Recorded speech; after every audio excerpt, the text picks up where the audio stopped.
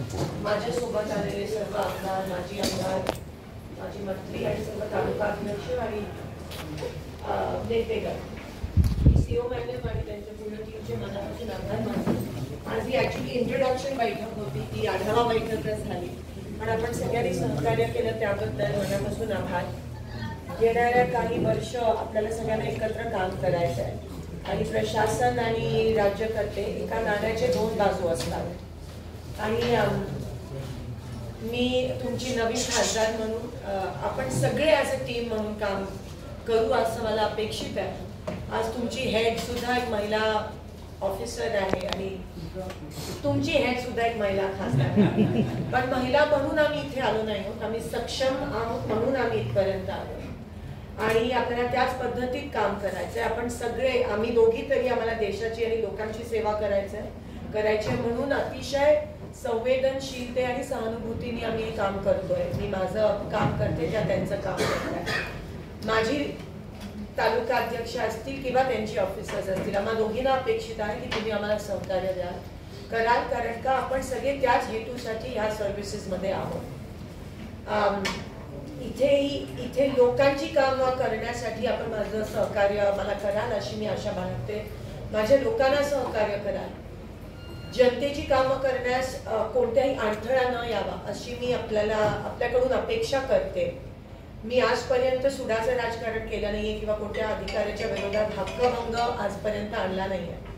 हात जोडून विनंती करते की ती वेळ माझ्यावर येऊ नका देऊ, आणू नका देऊ अशी मी सगळ्या अधिकाऱ्यांना विनंती करते. मला तुमच्या संघर्षाची जाणीव आहे, पण आपण कॉन्शियन्शियसली काम करणं गरजेचं आहे. आपण लोकांसाठी या सर्व्हिसमध्ये आहोत, देश सेवेसाठी आहोत आणि ह्याच्या व्यतिरिक्त जर दुसरं काही कोणाला करायचं असेल तर मग आय थिंक आपण त्या पदाला जस्टिस नाही देऊ शकत आणि मग आपल्याला इथे राहण्याचा काही अधिकार पण नाही. जर आपण कॉन्शियन्शियसली लोकांसाठी निस्वार्थपणे जर आपण काम नाही करू शकत तर we don't deserve to be where we are. आणि हीच अपेक्षा आहे की तुम्ही ट्रान्सपेरंटली माझ्या लोकांना मदत कराल, कुठेही अडथळा न निर्माण येतं. मी तुम्हाला त्रास देणार नाही, ती माझी काम करण्याची पद्धत नाही आहे, पण तुम्ही पण माझ्या लोकांना त्रास नका देऊ अशी मी आशा तुमच्याकडून बाळगते. आम्ही कोणत्याही पद्धतीची दमदाटी वापरणार नाही, आमची लोक पण वापरणार नाही. जर वापरलं तर कृपया करून आपण मला कळवावे. जर तुम्ही कोणत्या प्रकारची दमदाटी वापरली तर मी आवर्जून तुमच्या बॉसना कळवेन. ही पद्धत राहिली पाहिजे, पण लोकांची कामं करताना कृपया करून कोणत्याही पद्धतीचा स्वार्थ आपण आणू नये अशीच आशा आणि तेवढंच माझी मागणी आहे तुमच्या सगळ्यांकडून. जेवढी कामं पेंडिंग आहेत ती आपण सगळी मार्गी लावूया. कोणाच्या दबावाखाली तुम्ही जर काम करत असाल तर आम्ही ते कसं सोपं करू शकतो तुमच्यासाठी ते आम्हाला सांगा.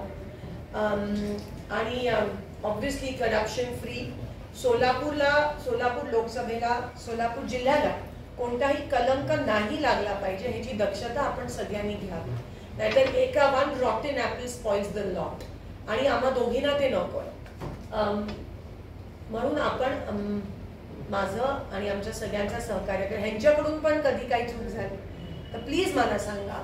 याच पद्धतीत आपलं काम असायला पाहिजे आणि तुम्ही मला साथ द्याल अशी आशा बाळगते. थँक्यू आणि थँक्यू फॉर इट.